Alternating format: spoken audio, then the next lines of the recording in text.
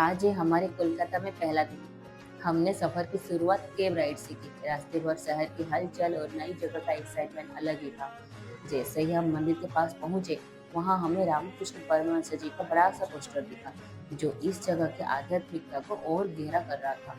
वहां से हमने छोटे छोटे फूल खरीदे, जो माँ के चरणों में अर्पित करने के लिए थे। मंदिर में जाने से पहले हमने अपने अपने मोबाइल और चप्पल बाहर रख दिए और अंदर एक अलग ही अनुशासन और शांति का माहौल महसूस हुआ। मंदिर के अंदर वातावरण बहुत ही शांत और दिव्य था। हर तरफ भक्ति और सकारात्मक ऊर्जा महसूस हो रही थी। बेटी के साथ थोड़ा सा मस्ती कर रहे थे यहाँ पे।